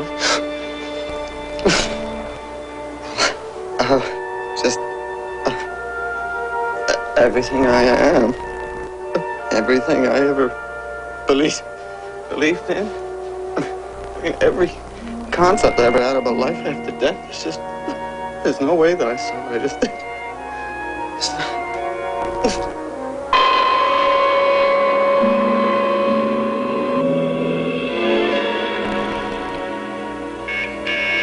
Number one, cut out. Shut it down. Pre-track, landing gear, lower flaps, 20 degrees. Mexico City Control, this is ASA flight number 422 inbound your station with an emergency. Request emergency equipment on standby. And request clearance to use runway 90 for straight-in approach. ¿Por qué no te has ido para América? Ese tiempo no se le pasa.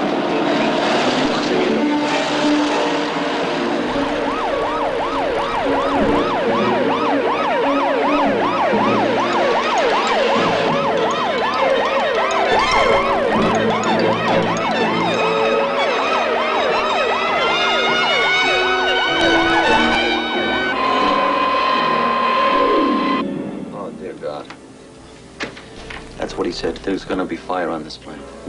He spoke to you? He said, watch out for fire on this plane, Bill.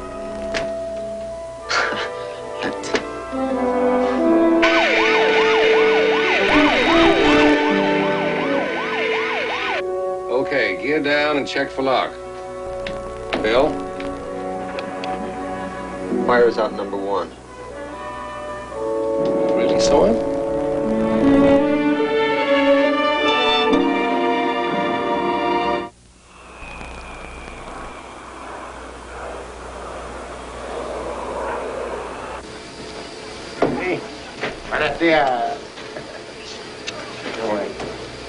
Can't hide it any longer, Jody. All right. Not here. Let's go to my place.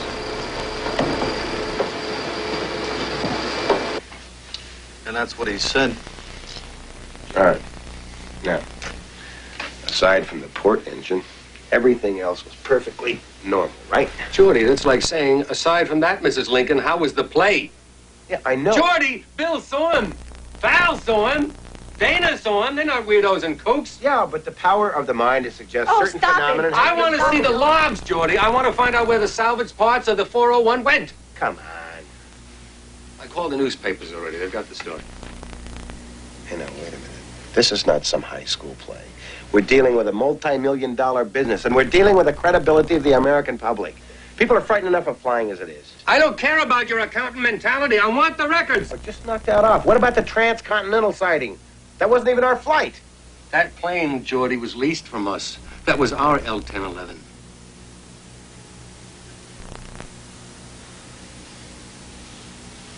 Okay. Okay, I'll examine the record. We want to examine them with you. Meaning you don't trust me, huh? Meaning you become a corporate executive, Geordie. That us against them stuff, huh? And you become them.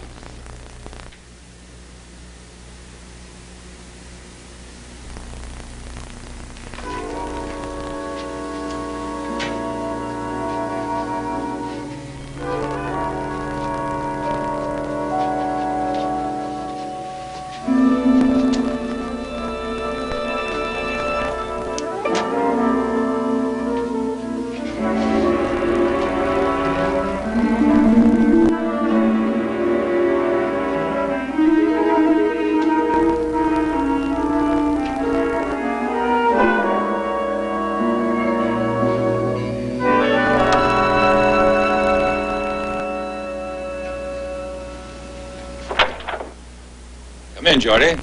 Thank you, sir. How are you? Fine. Have a chair. Thank you. What's on your mind? Well, sir, it's about the ghosts. There are no such things as ghosts, Geordie. Well, yes, sir. No, sir. You see, Mr. Bailey, all of the sightings have been on L-1011s, which have been replaced with part salvage from Flight 401. I don't know what you're talking about. Oh, yes, sir. It's in here. You see, when Prissy saw Dom's face behind the oven glass door in plane 323, the oven door and that plane had been replaced just before with one salvage from Flight 401. Now, in plane 319, when the ghost or whatever was seen, the lower bay galley had come from the crash. You're telling me that every time the ghost was seen, it was in a plane using spare parts from the wreck? It's documented, sir. I don't know what you want from me. Well, okay, I thought if we were to yank out the parts... The keepers are joining the inmates. I'm no less skeptical than you are, Mr. Bailey. You're only trying to tell me that our airlines are haunted. No, sir. I'm trying to tell you that we're talking about pilots. These are technically oriented, pragmatic people with responsible jobs. It's engineers, people who are trained to be objective and calm in a crisis. Now, sir, replacing logs and issuing self-serving handouts to the media, well, it's just not going to work anymore. We have high hopes for you here, Jordan. I'm thinking of ASA, Mr. Bailey. Now, perhaps you are. Well, let me take a look at these. Only those planes with salvaged parts? Well, I don't believe in ghosts either, Mr. Bailey. At least I didn't. Try selling this to the board of directors. Les? Yeah, Can I talk to you? Sure, what? I think we should consult a professional. A professional what? Oh, Val, you're kidding. I've been doing some reading. Dom is coming back because of some feelings about the crash, and we can put him at rest. Listen, Val, I won't debate the fact that you and the others saw something, but seances? Rising tables? Squeaking horns? No. We have a responsibility to Maria, to the airlines, and to Dom's soul. Look, Val, I won't get into a religious discussion with you, but I can't do it. I mean, for one thing, I'd burst out laughing. We need people who are close to him, like you and me and Geordie and... Geordie? I can see Geordie If going you'll to... agree, maybe he might. Val, then I'm sorry, but I mean, I know you believe this, and I know you mean well, but I'm too old to play Halloween.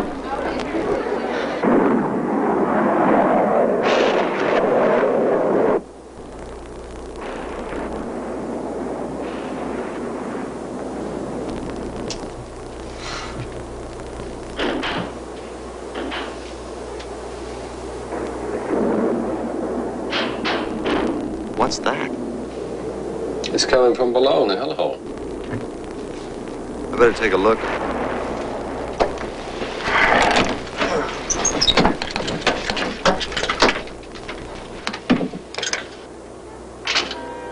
Flight 793, this is Jacksonville Approach Control. Other aircraft, your area. Advise severe electrical storm over Jacksonville. Extreme turbulence, your altitude. Approach with caution.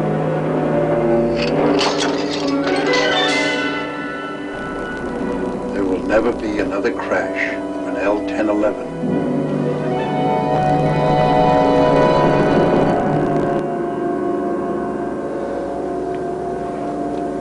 Did you hear him? Dana, did you hear him?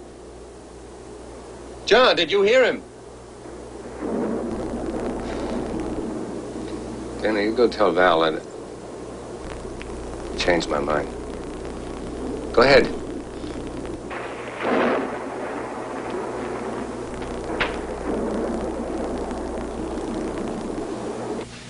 Hey, Les, what's happening? Look at this. Great artwork, huh? I saw him, Jody. Yeah, me. I saw him. And I talked to him just like I'm talking to you right now. And what's more, he's on the cabin voice recorder. Advise severe electrical storm over Jacksonville. Extreme turbulence, your altitude. Approach with caution.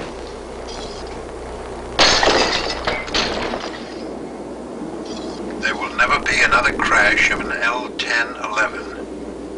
Dear God.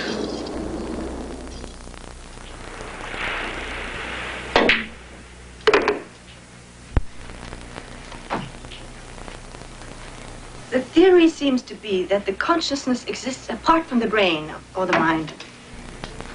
That's all our fears, joys, anxieties. All these things we feel don't die when the brain does. What about lust? The question is that if consciousness exists somewhere else, some other plane, As in the fourth dimension, maybe? how about a piece of wire that conducts electrons? The electrons are part of the wire, yet separate from it. You can destroy the wire, but not the electrons. Well, that sounds neat. A little droll, maybe. You're the graduate engineer. You took physics in college. Yeah, but I didn't take courses in ghost breaking. Look at this. Nothing is created or destroyed, but only changes form. Isn't that a theorem in chemistry? Not exactly, honey. And theorem has nothing to do with ghosts. Well, how do you know? How do you know that the mass of atoms that make up our beings can't be reassembled by thought or will? Do I cease to exist when I leave the room?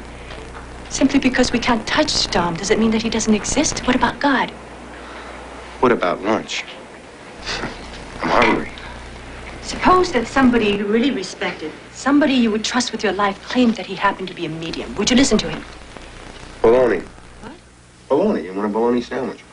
You flew with him to Boston last week. He's Matt Andrews. He was your pilot. Well, remind me never to fly with Matt Andrews again, huh? What did you hear on the cabin voice recorder?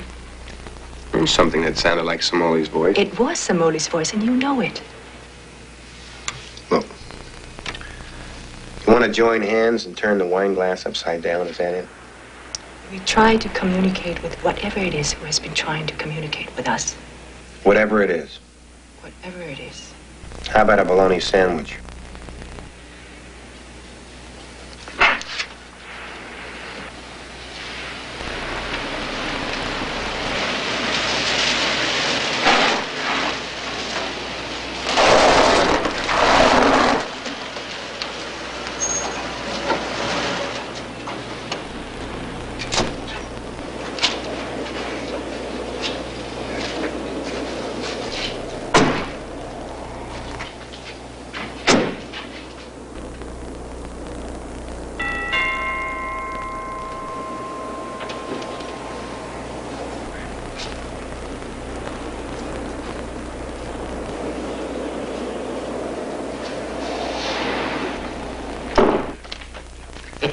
You didn't have any trouble finding the place? Huh? No, well, we were kind of looking for something a little spookier, like Boris Karloff taking out the trash. Well, the wife is out to the movies and the kids are banished upstairs. We'll whole house to ourselves. Well, sit down, please. Do you want me to pour the coffee? Mm-hmm. If you like. Cream and sugar? Just cream, no sugar.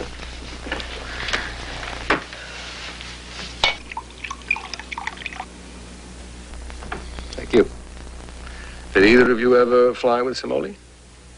I don't think so, no. They haven't. I checked. Listen, we all know what the word medium means to anybody who's not into parapsychology.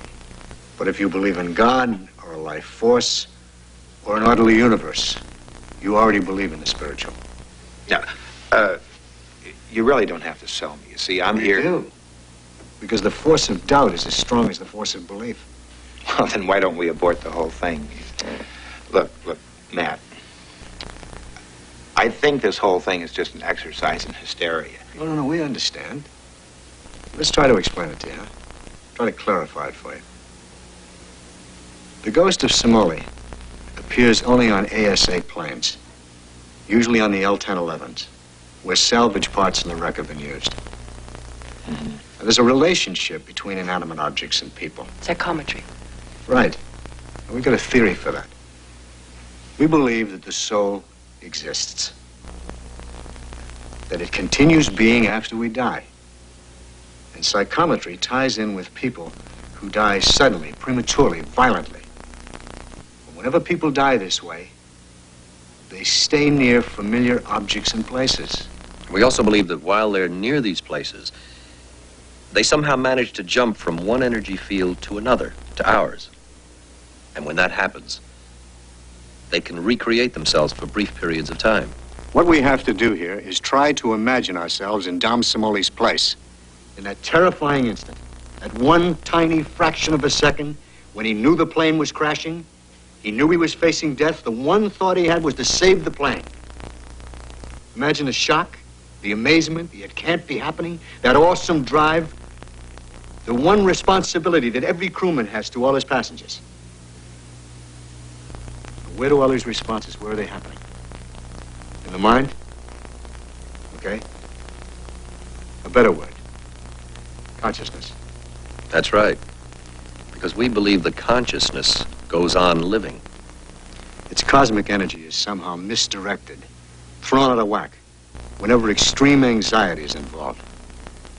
The idea is that every now and then, a soul gets trapped between two dimensions.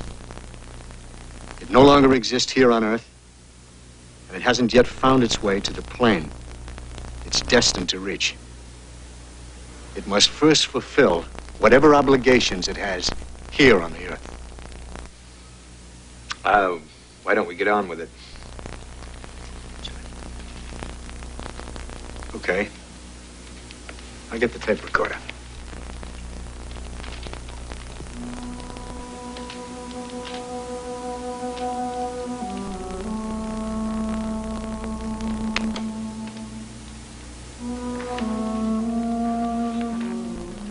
The purpose of this session is to contact Dom Simole for any information and any help we can give him.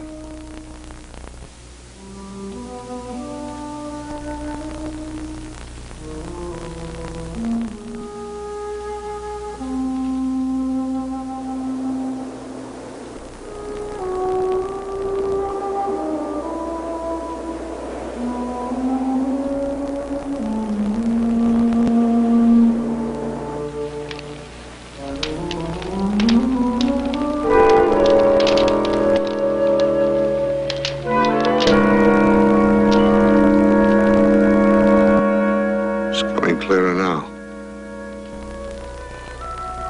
I see a man with dark hair, slightly gray. He's in uniform. We ask that if he wishes to communicate, he do so.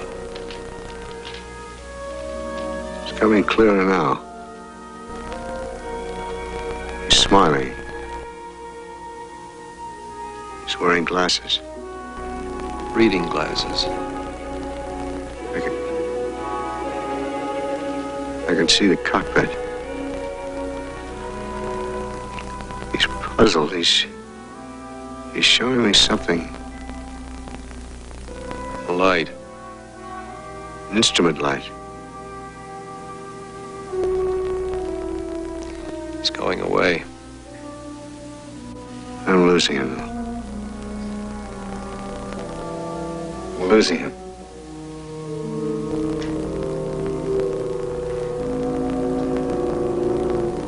I'm sorry, my concentration is broken. Maybe another time. Look, let's just get it done. Come on, if we're gonna do it, let's do it. Okay. But I need a rest for a minute.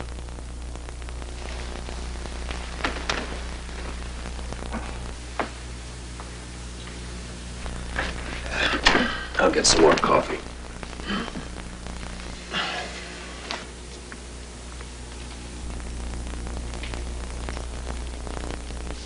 You buying this? Come on, you're the front man for the act. I mean, you take a half a dozen religious philosophies, throw in a pinch of science fiction, spoon feed the lot of us, and you ask me, am I buying it? Did you know Dom wore glasses? No. Anybody know Dom wore glasses? They knew. Even Maria didn't know about them until she got the bill for them 3 weeks after the funeral.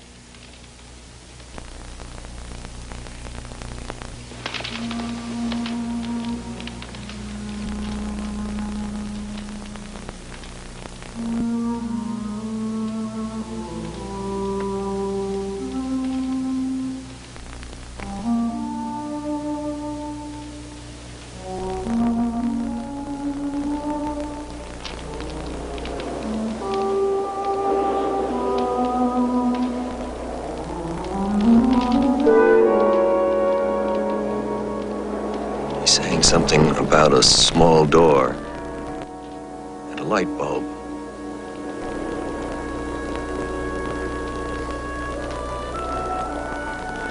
He's afraid the nose wheel's jammed.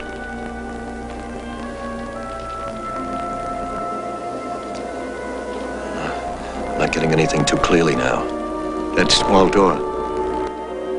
It could be trapped. It's the hellhole. I can see a porthole. A round window. Strut. It's the landing gear strut. The retract lugs are straight. Everything's normal. It's cold in there. Is it a passageway? I see his flashlight.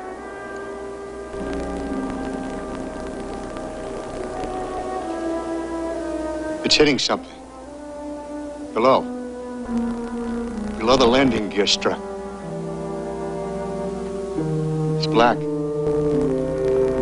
But reflecting like the moonlight. There's a swamp. The Everglades. You can feel the wind. You can smell the damp. The damp. The water. Coming up. Coming up. Coming up around the plane.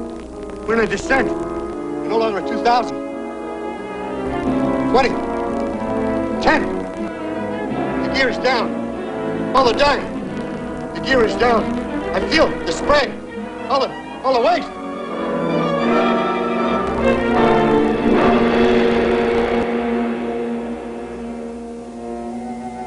The body.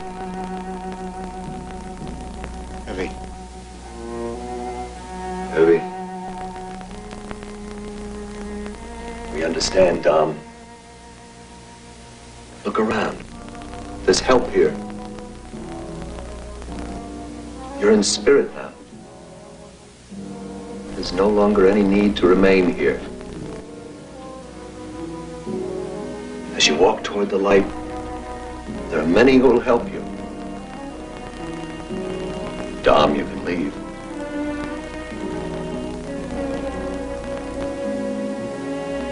We understand. Let go. Let go. Let go. You no longer belong to the earth. You're not needed on the earth. The crash is over. It was a series of circumstances. There's nothing you can do about it. Flight 401 is finished. moving away from us. He's being helped. Moving toward the light. Some of those who saw the ghost feared open discussion would jeopardize their jobs. The logbooks were replaced. Access to them was denied by the airline. However, salvaged parts installed in other L-1011s were ordered removed. Since the Seoul rescue, which took place in the late winter of 1974 in the New England home of an airline pilot, not a single reappearance of the ghost of Flight 401 has been reported.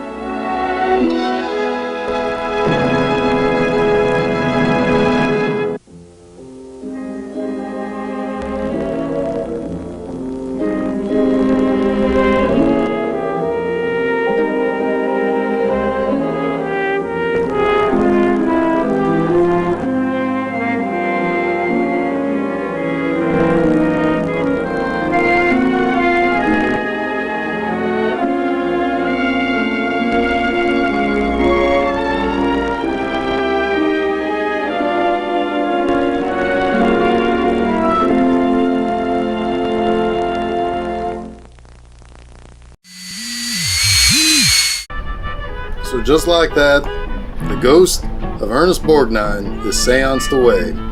What did you think, nurse? It did the trick. Do the review thing. I thought this was a good pick to finish off the season. You've got ghosts, and that's good enough to qualify for a Halloween episode, right? Anyway, I wish there was a little bit more action with the plane crash. And I do like that there are a lot of things out there you can watch on YouTube about the real incident or look up articles about. I really like that we saw some of the pre-flight checks that the pilot goes through. It kind of gives you some idea of how big the airplane is and how much goes on with the flight. As passengers, we really only ever see the cabin. Most planes these days are so much smaller than the L-1011s. But even the passenger cabin is just a small part of the whole of the plane, so that sequence was cool to get you thinking about what all goes on when a plane full of people takes off. It's also crazy to me to think about how so quickly after that crash they started using pieces of that plane in other planes. If I found out that there were haunted airplane parts on my plane, I'd... Actually, that sounds kinda rad. I want to be on that flight. Let's get creepy. Anyway, this was a good end to a good season. I give the Ghost of Flight 401 4 poops out of 5. Well, that's not too bad, but can you believe it? We're 5 full seasons into the series. I know, it's pretty cool. You know what else is cool? Haunted airplanes? Yes, but I also have viewer mail for you. What? Yes. Oh, it's not going to make me cry, will it? It might. I specifically tell you every time not to give me the letters that will make me emotional. This one is from Chuck Oliver from San Diego. Alright. Dear Geoff Bob, I watch B-Movie Enema the series every Saturday night with the plush version of a poop chute under my arm like I'm cuddling a teddy bear. Wait, we have plush poop chutes? I don't know. I'm sure some people like having a stuffed poop chute while watching the show.